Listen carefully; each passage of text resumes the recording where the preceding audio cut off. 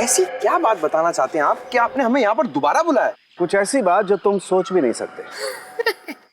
Sir वैसे तो ऐसी बहुत सारी बातें जो मैं सोच नहीं सकता, लेकिन आप बताइए ना, ऐसी कौन सी बात कहना चाहते हैं आप? पंकज, तुम्हारा खेल खत्म हो चुका है। हम तुम्हारा सारा राज जान गए हैं। खेल राज?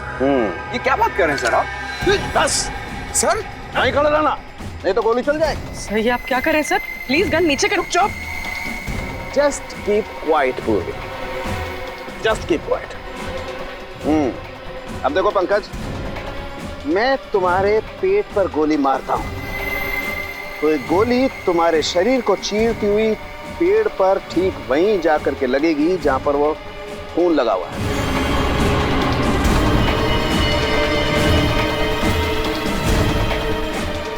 राइट सर, प्लीज सर को रोको, मेरे पैर कांप रहे हैं। सर ये क्या मजाक? बिल्कुल चुप। पंकज, जमीन पे लेट जाओ। लेट जाओ नहीं तो गोली मारूंगा। एक मिनट सर, लेट आओ। गुड।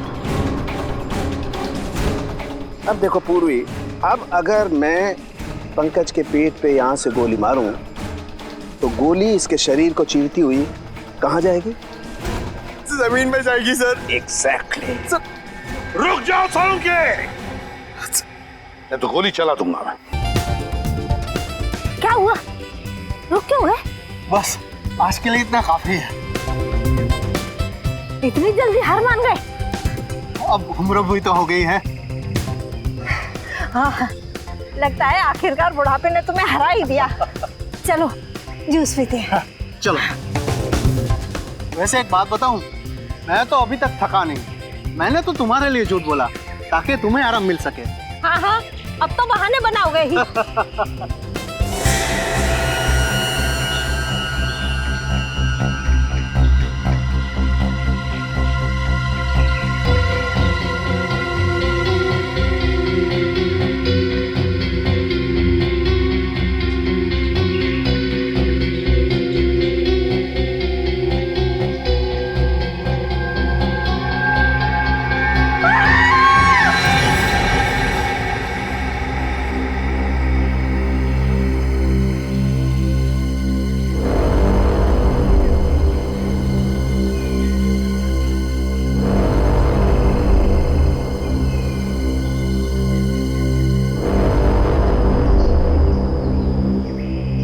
देखो बॉस, इस लड़की के कपड़ों पर ये गन पाउडर लगा हुआ है। इसका मतलब साफ है, इस लड़की को बहुत नजदीक से गोली मारी गई है। ऑलमोस्ट पॉइंट ब्लैंक रेंज से।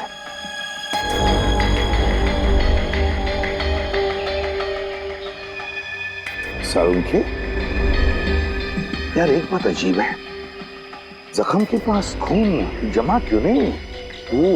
क्लॉटिंग क्यों नहीं हुआ खून का? यही बात मैं भी सोच रहा हूँ, ब्लड क्लॉटिंग क्यों नहीं है? Blood clotting sir?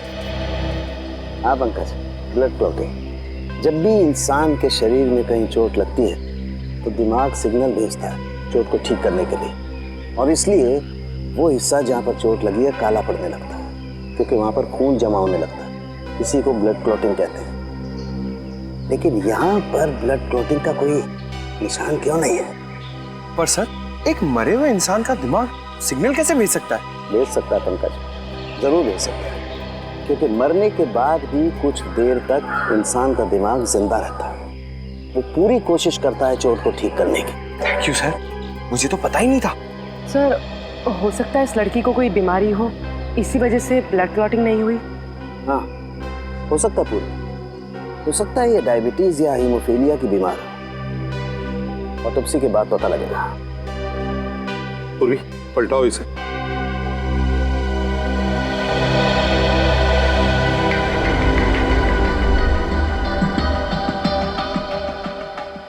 यार एग्जिट वूंड तो है, गोली पीठ से बाहर निकली है, गोली बाहर निकली है।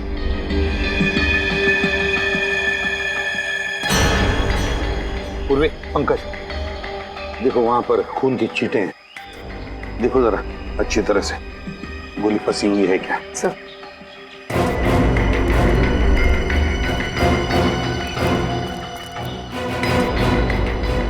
सालुंखे, एक बात बता, इस लड़की की मौत हुई कब? बस इसकी बॉडी में अभी तक राइगर मोर्टिस सेट नहीं हुआ, शरीर जकड़ना शुरू नहीं हुआ। इसका मतलब इसकी मौत ज्यादा से ज्यादा 3 घंटे पहले हुई होगी। मौत ज्यादा से ज्यादा 3 घंटे पहले?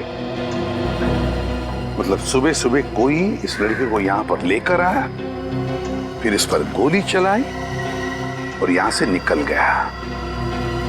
वैसे इस पार्क में कोई वॉचमैन भी नहीं है, तो इस लड़की को किसी ने देखा भी नहीं होगा। सालुंखे, क्या हुआ? यार इस लड़की को देख के पता नहीं मुझे ऐसा क्यों लग रहा है जैसे मैंने इसे कहीं देखा है।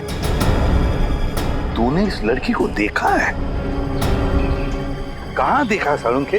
कहाँ देखा? याद नहीं आ रहा यार कहाँ देखा है, लेकिन मैंने इसे देखा है। याद कर, तेरी याददाश्त तो इतनी जबरदस्त है, फिर भी तुझे याद नहीं आ रहा। याद कर, दिमाग में जोर डाल जरा। पता नहीं, लेकिन मुझे ऐसा लगता है जैसे कई साल पहले मैंने इस लड़की को देखा है। कई साल पहले? इसकी बचपन में देखा है क्या? प्रद्युमन, बचपन में देखा होता तो मैं इसकी शक्ल कैसे पहचानता यार? सालुंखे, फिर ये है कौन? देख, इसकी आईडी भी हमें नहीं मिली है कौन बेचारी, ये तो पता चल जाता। सर, हाँ? सर अच्छी तरह से चेक कर लिया, कहीं पे कोई गोली नहीं। कहीं पर भी गोली नहीं मिली? नहीं सर। तो कहीं ये खूनी गोली लेकर तो नहीं गया?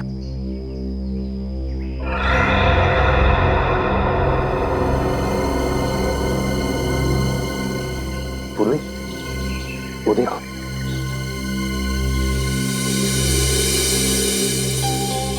ड्रेस। सर ये तो फेमस डिजाइनर शमिता का टैग है। Famous designer Shamita? Shamita boutique?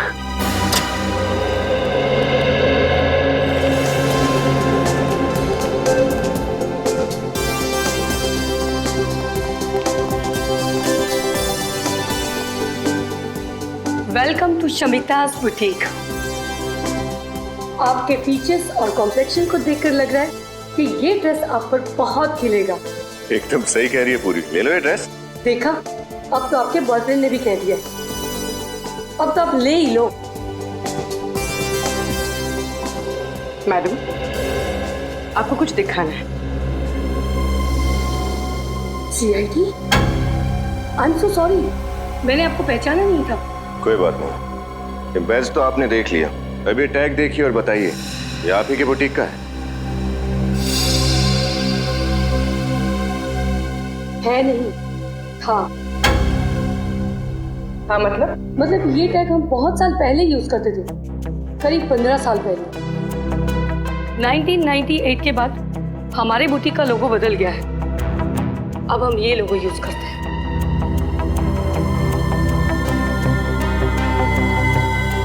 पंद्रह साल पुराना लोगो? मतलब उस लड़की ने इतने पुराने कपड़े पहने थे? पर वो कपड़े देखने में तो एकदम नए लग रहे थे। आप लोग किस लड़की के बारे में बात कर रहे हैं? इसके बारे में। ओह माय गॉड, क्या हुआ इसे? इस लड़की की मौत हो चुकी है, क्या आपने पहले कभी इसे देखा? जी नहीं। अब ये कैसे पता चलेगा कि ये लड़की है कौन? ये तुम क्या कह रही हो तारिक? तुमने ठीक तरह से टेस्ट किया? आज तो 3 बार चेक कर चुकी हूँ, हर बार वही रिजल्ट आ रहा है। दिस इज इम्पॉसिबल, कैसे हो सकता है ये? अरे क्यों नहीं हो सकता? जब डॉक्टर तारिका कह रही है तो बिल्कुल हो सकता है। वैसे सर ये बहस किस बात पे हो रही थी? सचिन, दरअसल वो अरे तारिका जी इनसे क्यों डर रही है? ये तो अपने डॉक्टर सालुंखे। बोलिए बोलिए। अभिजीत, इस लड़की के रगों में जो खून है वो इस लड़की का है ही नहीं। ये क्या कह रहे हैं? इस लड़की का खून इसका नहीं है तो फिर किसका है? वो तो पता नहीं, लेकिन इस लड़की का तो 100% नहीं है, क्योंकि इसके खून का DNA और लड़की का DNA अलग है। अगर ये खून इस लड़की का है ही नहीं तो इसकी रगों में आया कहां से खून? हाँ, अच्छा, जो लड़की के कपड़ों के ऊपर खून मिला और पेट पे वो खून, वो किसका है? वो खून है तो एक ही इंसान का, पता नहीं किसका है, लेकिन इस लड़की का तो बिल्कुल नहीं है। सर कहीं वो खून उसी खूनी का तो नहीं? शायद वो भी घायल हो गया हो। खूनी का होता तो लड़की के कपड़ों पे ही होता ना, इसके शरीर के अंदर कहां से घुस गया? ये कुछ और ही चक्कर है। एक और बात, इस लड़की को गौर से देखो। इसे लैब में आए हुए लगभग 5 घंटे हो गए और उससे 3-4 घंटे पहले इसकी मौत हुई है। तो तकरीबन 8 से 9 घंटे पहले इस लड़की की मौत हुई है। लेकिन ये देखो, इसकी चमड़ी देखो, जरा भी नहीं बदली है, कोई फर्क नहीं पड़ा है। और देखो, ये इस लड़की का हाथ देखो, देख रहे हो, जरा भी रायगर मोटिस सेट नहीं हुआ है, बॉडी जरा भी नहीं जकड़ी है। और इसकी वजह? मुझे अभी तक ढूंढ नहीं पाया हूं अभिजीत, लेकिन थोड़ा वक्त दो, मैं जरूर ढूंढ निकालूंगा कि आखिर इस सब की वजह क्या है। अच्छा डॉक्टर साहब, आप कह रहे थे कि इस लड़की को आप कुछ पहचानते हैं? हाँ। कुछ याद आया कौन है लड़की? नहीं यार, बहुत दिमाग लड़ाया लेकिन याद नहीं आ रहा है आखिर ये लड़की है कौन। कोई बात नहीं, कोई तो जानता होगा इसे। सर ये मेरी बीवी वैष्णवी। आपकी बीवी? Yes officer. पर इसे हुआ क्या है?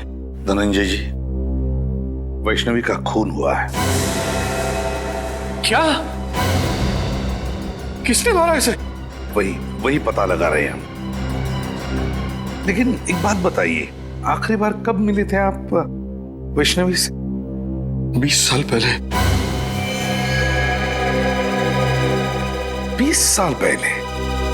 20 साल पहले वैष्णवी गायब हुई थी। मैंने इसे कहां नहीं ढूंढा, हर पुलिस स्टेशन, हर अखबार, हर जगह। सॉरी। अच्छा एक बात पूछूं आपसे, आपकी शादी कब हुई थी? 23 साल पहले, 3 अक्टूबर 1990। हमारी लव मैरिज थी। मैं और वैष्णवी एक ही मेडिकल कॉलेज में पढ़ते थे। इसे उम्र क्या है आपकी? 50 साल। 7 जून 1963 मेरी बर्थ डेट है। और वैष्णवी जी की? तकरीबन 3 साल छोटी थी मुझसे।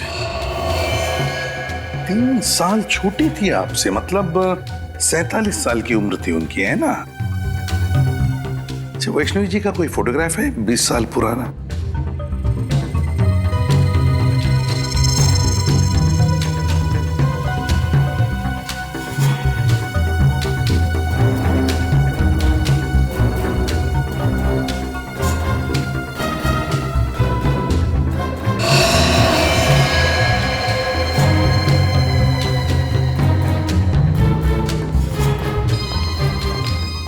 सर, वैष्णवी 20 साल पहले जैसे लगती थी, आज भी ठीक वैसे ही लगती है। हाँ सर, उम्र के साथ साथ इनके चेहरे में तो कोई बदलाव आया ही नहीं।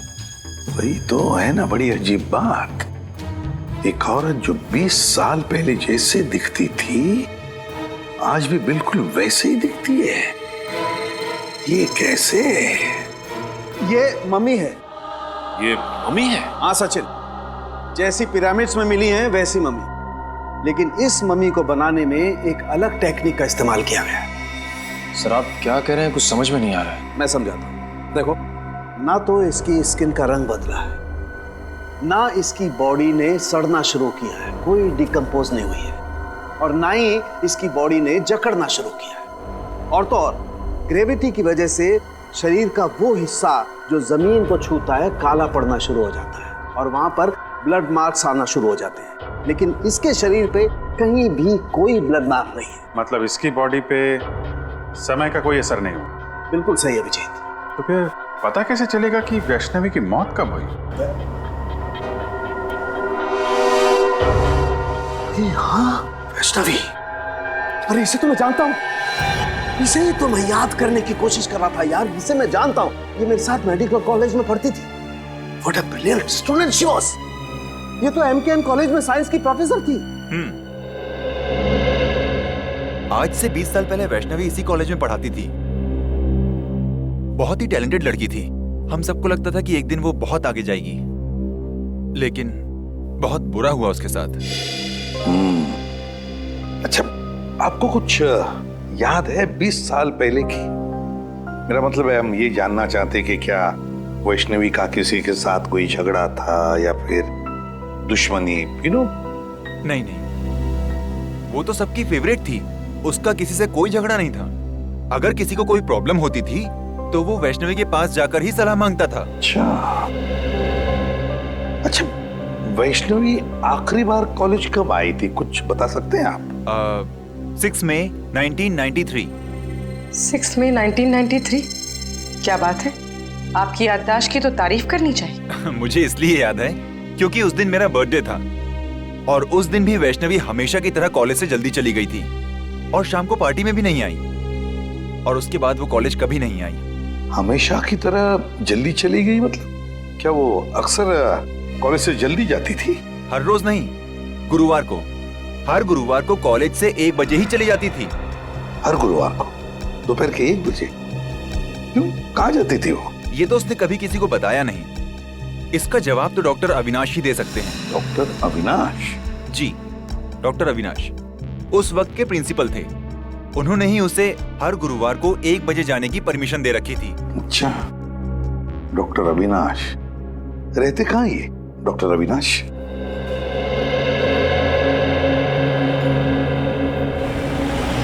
हाँ, ले दोस्त, कॉफी पी।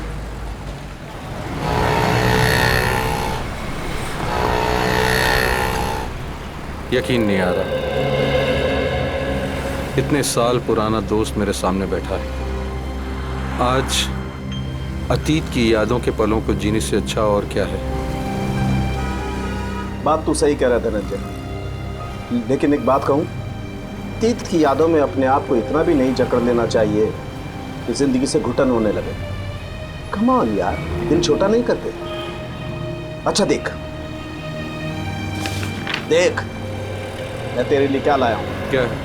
खोल कर देखना यार।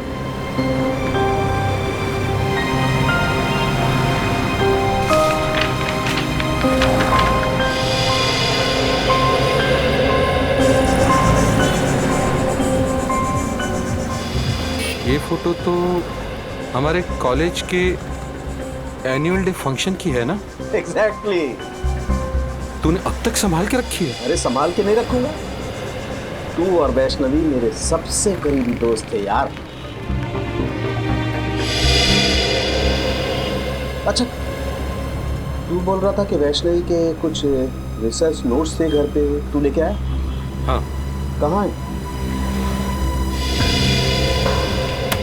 मुझसे तो पढ़े नहीं गए। वैष्णवी की एक याद काफी है मेरी आंखें नम करने के लिए।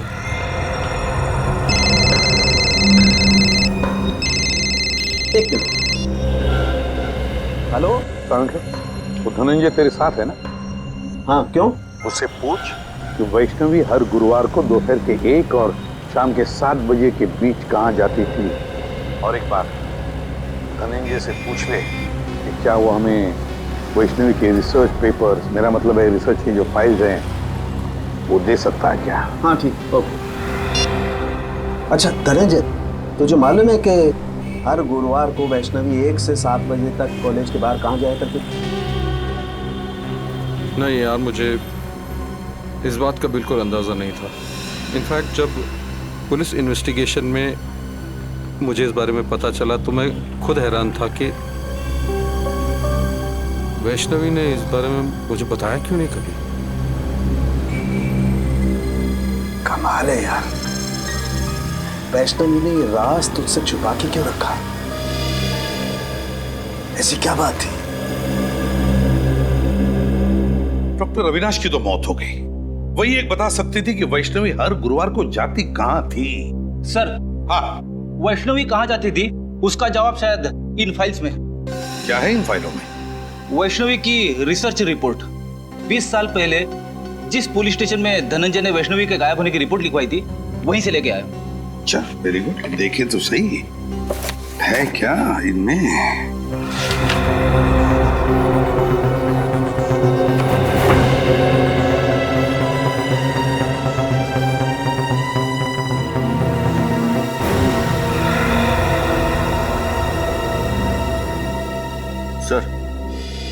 सर ये देखिए, वैष्णवी गायब होने से पहले 2 रिसर्च प्रोजेक्ट पर काम कर रही थी, एक पोस्टमार्टम और एक प्रीमार्टम। सर पोस्टमार्टम के बारे में तो सुना है, जो सालुंके साहब लाशों के साथ करते हैं। ये प्रीमार्टम क्या होता है? फ्रेडी, प्रीमार्टम शरीर की वो स्थिति है, शरीर की वो स्थिति जो किसी भी इंसान के मरने से पहले होती है, मरने से पहले। और फिर पोस्टमार्टम तो तुम जानते ही हो। लेकिन एक बात समझ में नहीं आ रही है कि वैष्णवी इन 2 विषयों पर ही क्यों, प्रीमार्टम और पोस्टमार्टम, इन 2 विषयों पर ही क्यों रिसर्च कर रही थी?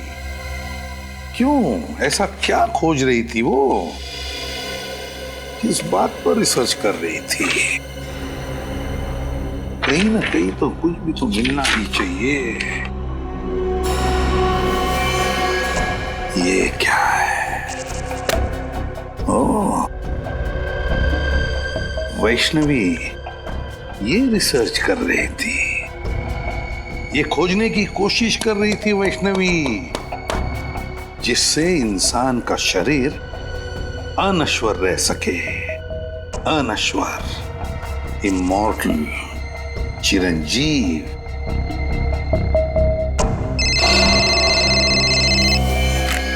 आसान है।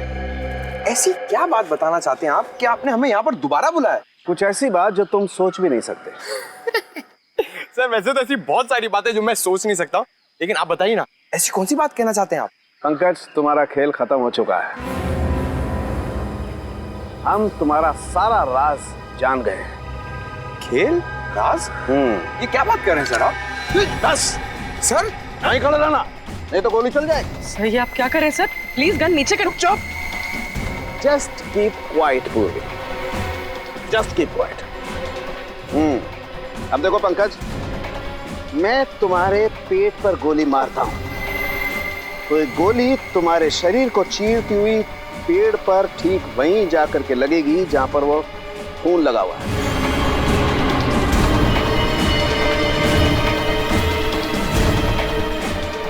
राइट सर, प्लीज सर को रोको, मेरे पैर कांप रहे हैं। सर ये क्या मजाक? बिल्कुल चुप। पंकज, जमीन पे लेट जाओ। लेट जाओ, नहीं तो गोली मारूंगा। एक मिनट सर, लेट आओ। गुड। अब देखो पूर्वी, अब अगर मैं पंकज के पेट पे यहां से गोली मारूं तो गोली इसके शरीर को चीरती हुई कहां जाएगी? जमीन में जाएगी सर। एग्जैक्टली। सर रुक जाओ सालुंके, मैं तो गोली चला दूंगा। मैं ये गन रख ले बस। सर मैंने ऐसा क्या किया सर कि आप मेरी जान लेना चाहते थे? मैं तुम्हारी जान लेना नहीं चाहता पंकज, बल्कि मैं आप लोगों की मदद कर रहा हूं बॉस, इस केस को सुलझाने में। पंकज पर गोली चला के? हा? गोली मारी तो नहीं ना बॉस? उस दिन हम लोगों को गोली शायद इसलिए नहीं मिली क्योंकि हम लोग सोच रहे थे खूनी ने वैष्णवी पर जब वो खड़ी थी तब गोली चलाई, जबकि हकीकत ये है कि खूनी ने वैष्णवी की लाश पर गोली चलाई जब वो पड़ी हुई थी यहाँ जमीन पर। क्या? उसकी लाश पे गोली चलाई उसने? सब फिर तो शायद गोली जमीन के नीचे होगी। बिल्कुल हो सकता है, खोद कर देखो।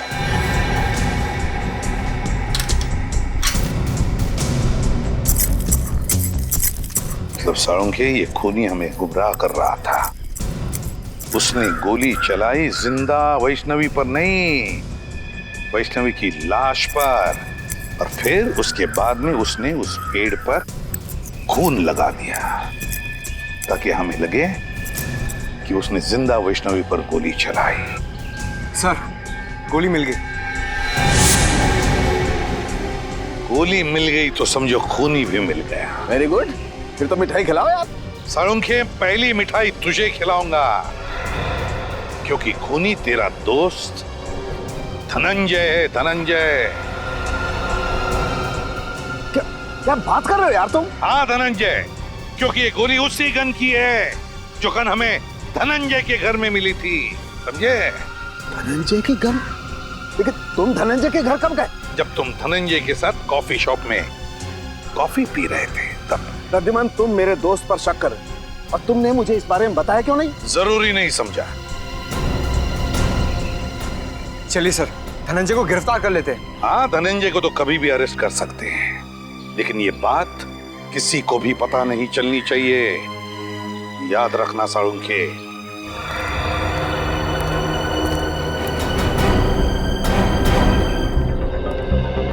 सर, डॉक्टर अविनाश की मौत हो चुकी है। आपको लगता है उनके परिवार वाले वैष्णवी के बारे में जानते होंगे? उम्मीद तो यही है कि जानते हो, क्योंकि डॉक्टर अविनाश का परिवार एक अकेली कड़ी है जो हमें वैष्णवी के अतीत के साथ जोड़ती है। आप लोग ये घर खरीदने के लिए आए हैं क्या? जी नहीं, हम लोग डॉक्टर अविनाश के परिवार वालों से मिलने आए हैं। पर यहाँ तो कोई भी नहीं रहता। कोई भी नहीं रहता? तो फिर डॉक्टर साहब का परिवार कहाँ रहता है? उसका तो बस एक ही बेटा है, अनिरुद्ध। 15 साल पहले अविनाश उसी से मिलने के लिए अमेरिका गया था, पर वापस ही नहीं आया। बस कुछ आया तो अनिरुद्ध का फोन कि उसके पापा की मौत हो गई है। तो अनिरुद्ध कभी यहाँ आता नहीं? बस आता है कभी कभार, 2-3 महीने में एक चक्कर लगा लेता है। सुनने में आया है कि वो ये घर बेचने की सोच रहा है। अनिरुद्ध हर 2-3 महीने में एक चक्कर लगा लेता है यहाँ, अमेरिका से? नहीं, अमेरिका छोड़े तो उसे 2 साल हो गए हैं। आजकल इंडिया में रहता है वो। जी, आपके पास उनका कोई एड्रेस या नंबर है? नहीं, ज्यादा घुलता मिलता नहीं था वो किसी से, बस अपने काम से ही काम रखता है वो। Thank you. हमारे पास इतना वक्त तो है नहीं कि अनिरुद्ध के यहाँ आने का इंतजार करें। अंदर चल के देखते हैं, हो सकता है कोई नंबर या एड्रेस मिले।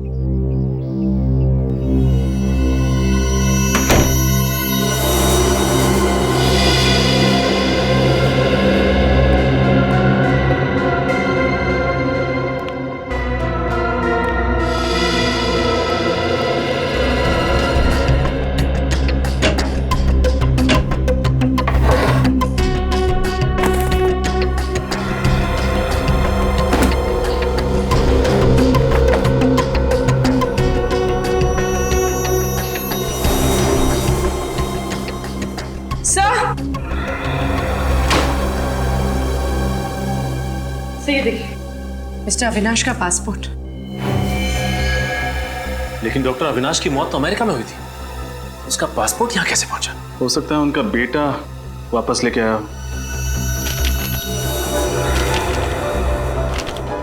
ये क्या? पासपोर्ट में कहीं भी अमेरिकन वीजा तो लगा हुआ है ही नहीं। इसका मतलब डॉक्टर अविनाश कभी अमेरिका गए ही नहीं। तो इसका मतलब वो औरत झूठ बोल रही थी हमसे? हाँ सचिन, या तो वो औरत झूठ बोल रही थी या फिर अविनाश का बेटा अनिरुद्ध कोई खेल खेल रहा है। इस केस ने दिमाग घुमा दिया सचिन। पहले हमें जॉगर्स पार्क से एक लाश मिलती है जिसकी बॉडी का डीएनए उसके रगों के खून के डीएनए से मैच नहीं करता है। फिर हमें पता चलता है कि वो लाश है डॉक्टर वैष्णवी की। उनके पति धनंजय का कहना है कि डॉक्टर वैष्णवी की लाश अभी भी बिल्कुल वैसी दिखती है जैसे वैष्णवी 20 साल पहले दिखती थी। 20 साल से लाश में कोई चेंज नहीं हुआ। साळुंखे साहब ने बताया कि वो इसलिए क्योंकि लाश को मम्मी की तरह सुरक्षित रखा गया था। डॉक्टर वैष्णवी किसी खास प्रोजेक्ट पे काम कर रही थी और जिस आदमी को उसके बारे में मालूम था, डॉक्टर अविनाश, उनके बेटे अनिरुद्ध का कहना है कि उनकी मौत भी 15 साल पहले किसी रहस्यमय तरीके से हो गई। वो प्रोजेक्ट कौन सा था, इसके बारे में अभी तक पता नहीं चला। लेकिन सर, एक बहुत चौंका देने वाली बात पता चली है सर। क्या? तो डॉक्टर अविनाश की कुंडली कहती है कि ना उनकी कभी शादी हुई ना ही उनका कोई बेटा था सर।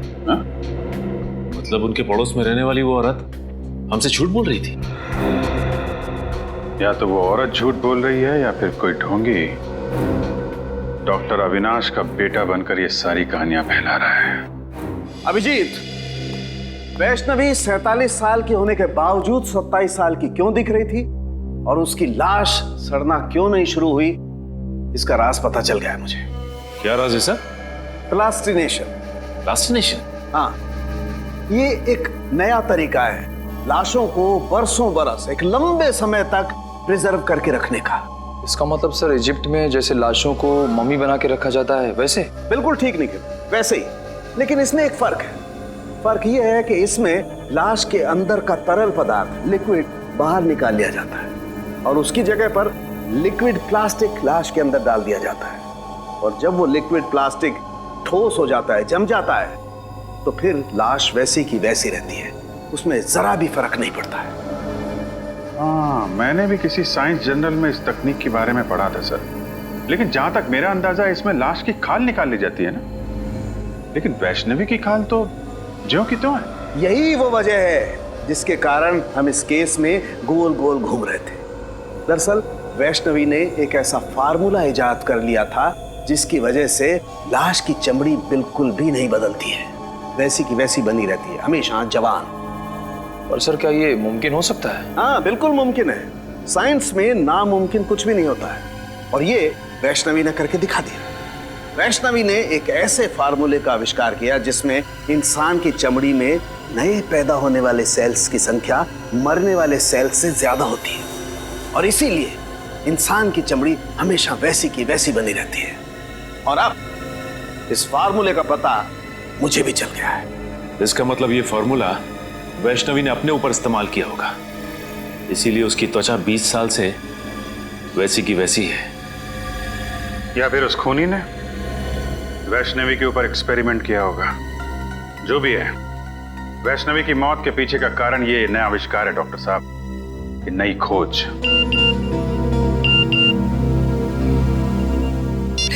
प्लीज सर जल्दी आइए, मैं खतरे में हूँ।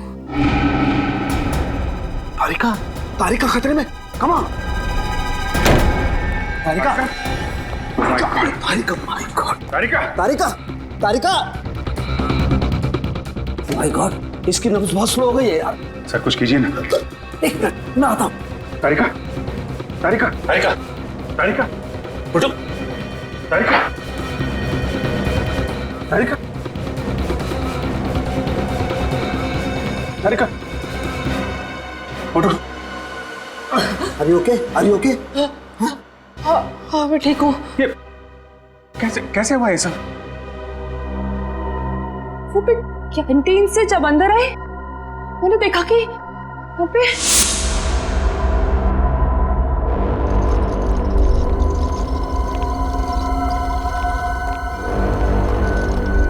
अरे कौन हो तुम लोग और लाश को कहाँ लेके जा रहे हैं? हम लोग जीके हॉस्पिटल से आए हैं। डॉक्टर सालुंके साहब ने हमें लाश को वहाँ के मोर्ग में लाने को कहा है। क्या? लेकिन मुझे तो कुछ नहीं बताया सालुंके सर ने इस बारे में। और ये फाइल का छुपा के ले जा रहे हो? सालुंके साहब ने फाइल भी मंगाई है, तो हम चलें? नहीं रुको, पहले मैं सर से एक बार बात कर लूं।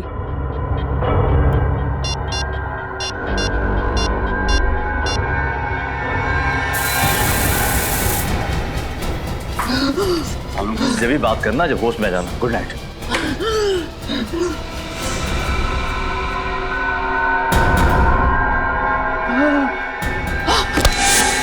सर ये बात समझ में नहीं आई, कोई लाश क्यों चुराएगा?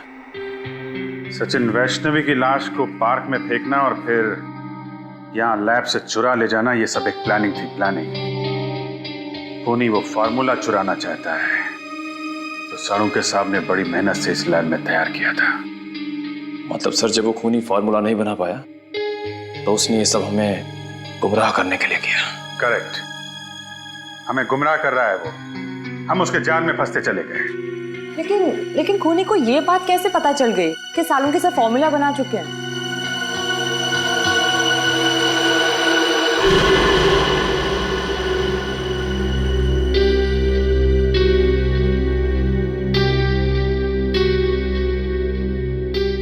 सालुंके साहब, कहीं आपने तो किसी को? आई एम सॉरी अभिजीत, लेकिन मैंने वो फार्मूला धनंजय को बताया था, लेकिन वो ऐसा आदमी है नहीं। केस की इंपॉर्टेंट डिटेल्स आप बाहर वालों के साथ शेयर कर रहे हैं, इतनी बड़ी भूल आप कर कैसे सकते हैं सालुंके साहब? मुझसे गलती हो गई, आई नो, मैं मानता हूं, लेकिन धनंजय मेरा दोस्त है यार। दोस्त खूनी नहीं हो सकता? धनंजय खूनी? हाँ, या तो धनंजय खूनी है या फिर उसका कोई साथी। सचिन, इन चोरों का स्केच बनवाओ और सारी खबरों को इन्फॉर्म कर दो। ये देखिए चाय का मग और उल्टी रखी किताब, इसका मतलब कुछ देर पहले यहाँ बैठकर कोई किताब पढ़ रहा था। कोई और नहीं सचिन, जरूर धनंजय ही हो। किसी ने उन्हें खबर कर दी होगी कि हम आने वाले हैं।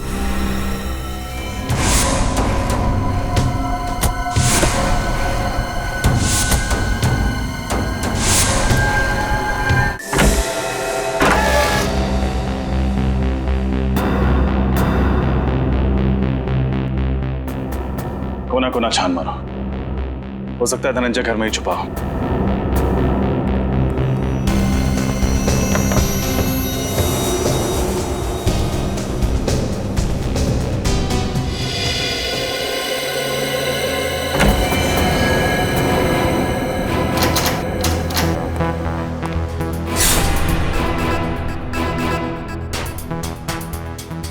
रजत, मेरी बात पे यकीन करो यार। मैं कह रहा हूं, मैं धनंजय को बहुत अच्छी तरह से जानता हूं, मेरा पुराना दोस्त है। वो वैष्णवी को नुकसान पहुंचाने के बारे में सोच भी नहीं सकता यार। आई एम सॉरी सर, इस वक्त आप एक दोस्त की तरह सोच रहे हैं, एक सीआईडी ऑफिसर की तरह नहीं। अच्छा, और उस वक्त तुम कहां गए थे जब रोमा की लाश को मेरे पास लेकर के आए थे और तुमने कहा था ये सीआईडी को पता नहीं लगना चाहिए सर? तब तुमने सीआईडी ऑफिसर के बारे में क्यों नहीं सोचा? तुम्हें पता है रजत, सीआईडी को जब कोई लाश मिलती है तो सबसे पहले फॉरेंसिक लैब में आती है, और तुम उसे कहां ले? वहां प्राइवेट नर्सिंग होम में। सर, आप इसे मेरा पागलपन समझिए या कमजोरी। मैं एसीपी सर से तब तक नजरें नहीं मिलाऊंगा जब तक मैं अपने ऊपर लगे हुए सारे इल्जाम गलत साबित नहीं कर देता। तुमने ठीक नहीं किया रजत। अगर कोई और इन सर्कमस्टांसेस में मेरी मदद मांगता, मैं उसे साफ मना कर देता, लेकिन तुम्हारे दिल में सीआईडी के लिए एक जज्बात है, अपनी ड्यूटी के लिए, एक फर्ज के लिए एक बात है। Let me see what I can do for you. क्या चाहते हैं सर उनके साथ? मैं आपका एहसान चुकाने के लिए इस खूनी को छोड़ दूं? फिर खूनी? ये खूनी की क्या रट लगा रखी है तुमने रजत? एक बार प्रूव हो जाने दो कि धनंजय खूनी है, फिर चढ़ा देना उसे सूली पर, चढ़ा देना तुम। सर, वो खूनी है कि नहीं ये तो तभी साबित होगा जब वो हमारे हाथ लगेगा।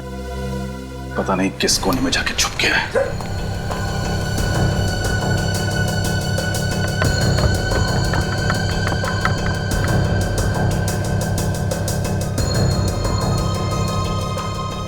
हाँ सचिन, कुछ मिला क्या? हाँ सर, ये देखिए चाय का मग और उल्टी रखी किताब। इसका मतलब कुछ देर पहले यहाँ बैठकर कोई किताब पढ़ रहा था। कोई और नहीं सचिन, जरूर धनंजय ही होगा। किसी ने उन्हें खबर कर दी होगी कि हम आने वाले हैं। बस भाग गया। क्या हुआ? तुम मेरी तरफ इस तरह से घूर के क्यों देख रहे हो? हाँ, क्या मतलब क्या तुम्हारा? साथ में थाना में तुम्हारे?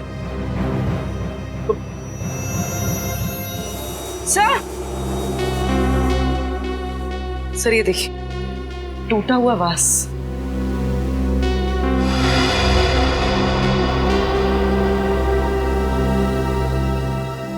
सर इसमें तो खून भी लगा हुआ, देखिए।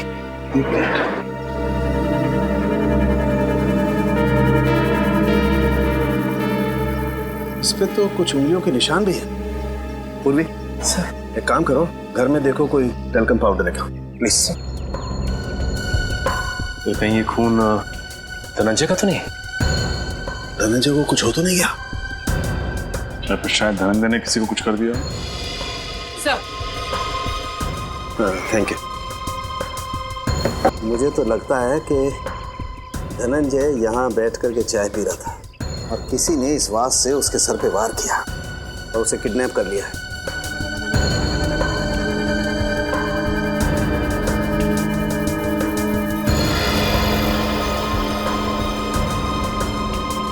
अब इस फिंगरप्रिंट का फोटो ले लेते हैं। अब पुलिस रिकॉर्ड में मैच करके देखते हैं, पता चल जाएगा आखिर ये है कौन।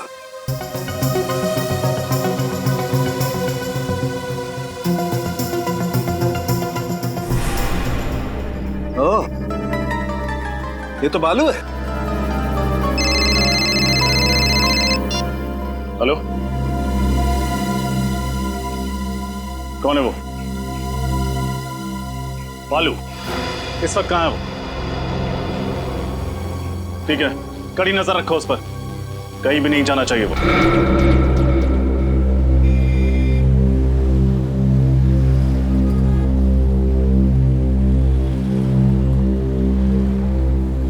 चलो भाई, तुम जाओ।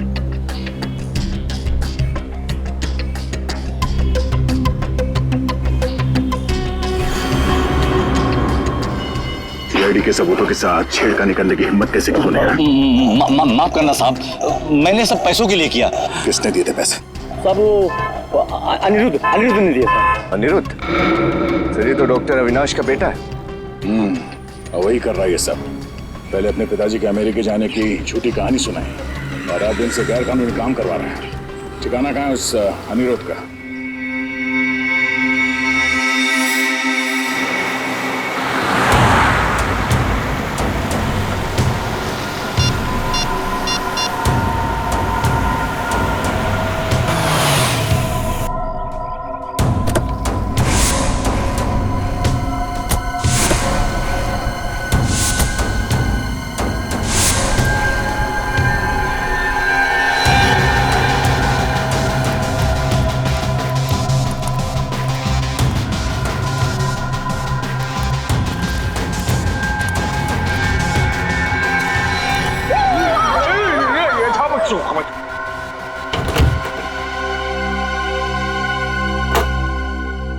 कौन हो तुम? तुरफरमारे बर्फा। वफा? ये बाहर से आए हैं। ये है मिस्टर बफा और ये है मिस्टर चफाब। क्यों आया? महफूज की तरह जरफान होना चाहता हूँ। मूछ की तरह जवान होना चाहते हैं।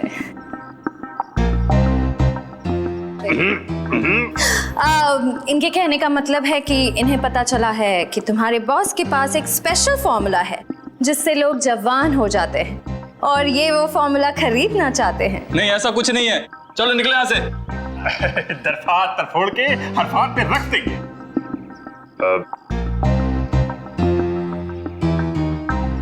देखो, इन्हें बहुत गुस्सा आ रहा है। ये बहुत बड़े साइंटिस्ट हैं, बहुत पैसा भी है इनके पास। अपने बॉस से मिलवा दो, बहुत फायदा हो जाएगा। यहीं रुको, मैं बॉस से बात करता हूँ।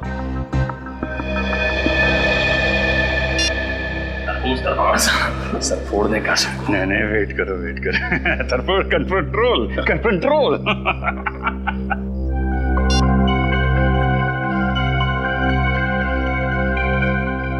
हथियार तो नहीं है ना पास में? हथियार? हर्फ हमको हर्फ हथियार की जरूरत नरफी। हर्फ हमारा हरफात, हर्फ हथियार। चले? चलो। Let's go.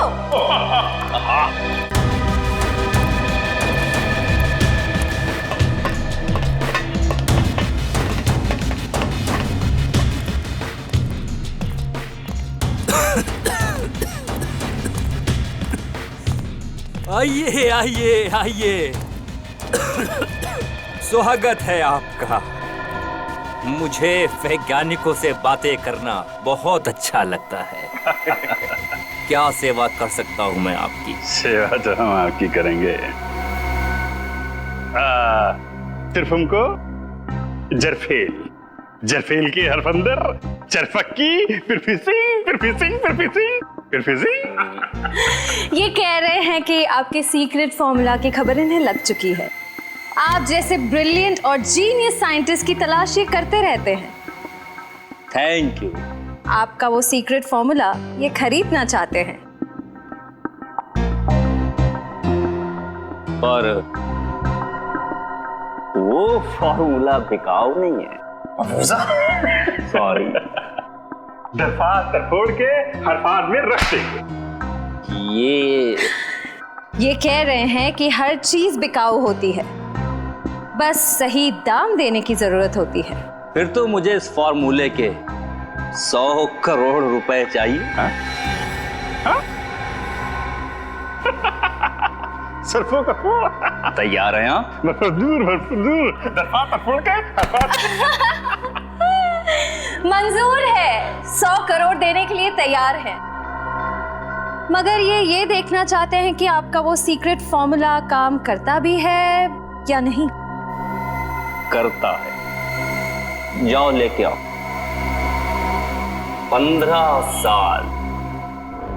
15 साल की मेहनत है उसमें। ऐसा काम करता है कि बहुत जल्द इस दुनिया में बूढ़ा इंसान दिखाई नहीं देगा। हर तरफ जवान ही जवान, बच्चे ही बच्चे।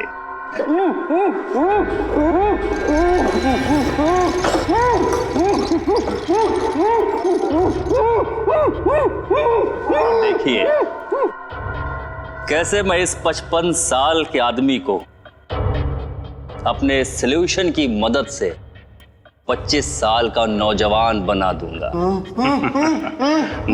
दरफोड़ दो। ये पूछ रहे हैं आप ये सब करेंगे कैसे? विज्ञान। जैसे जैसे इंसान की उम्र बढ़ती जाती है, उसके शरीर के सेल्स की मरने की संख्या नए पैदा होने वाले सेल्स से कहीं अधिक ज्यादा हो जाती है, जबकि हमारे बचपन में या जवानी में ऐसा नहीं होता। अब देखिए, इस सॉल्यूशन की मदद से मैं इसकी खाल को फिर से जवान कर दूंगा, क्योंकि नए पैदा होने वाले सेल्स की संख्या मरने की संख्या से कहीं अधिक ज्यादा हो जाएंगे।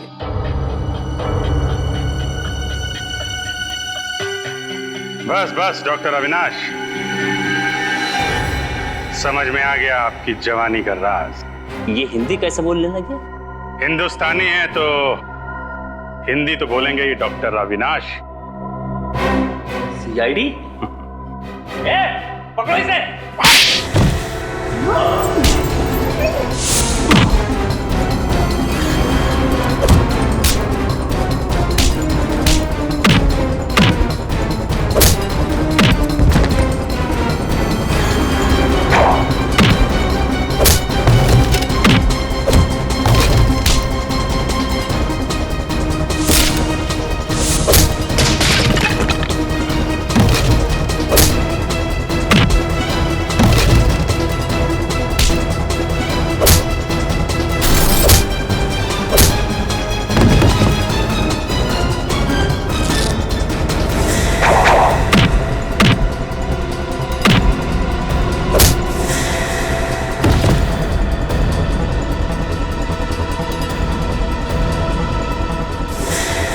बुढ़ापे में इतनी भागदौड़ अच्छी नहीं है अविनाश जी, ब्यूरो चल के आराम कर लीजिए।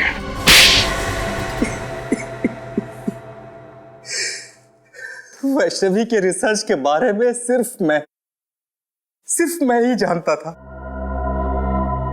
ये रिसर्च उसके लिए इतनी अहम थी कि उसने डॉक्टर धनंजय को भी उसके बारे में नहीं बताया था।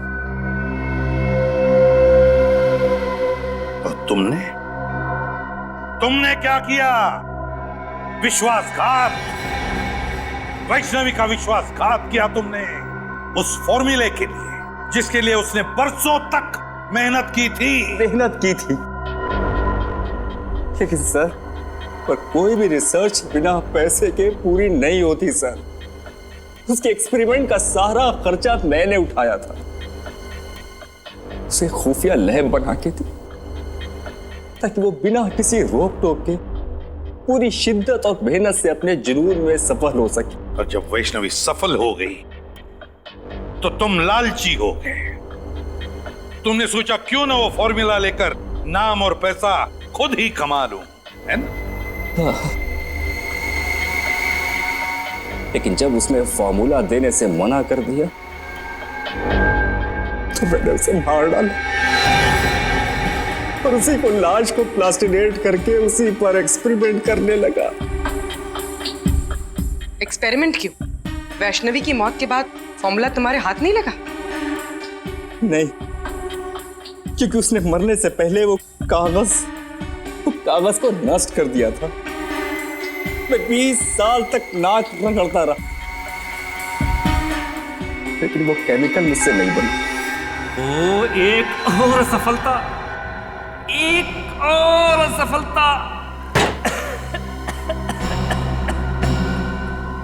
न जाने कितनी बार मुझे फेल होना पड़ेगा अपने इस एक्सपेरिमेंट में। हमें गुमराह करने के लिए तुमने वैष्णवी की लाश को पार्क में फेंक दिया। तुम जानते थे कि सीआईडी वाले आज नहीं तो कल उस केमिकल के बारे में जरूर पता लगा लेंगे। और मौका मिलते तुम उसे चुरा लोगे, हैं? हाँ,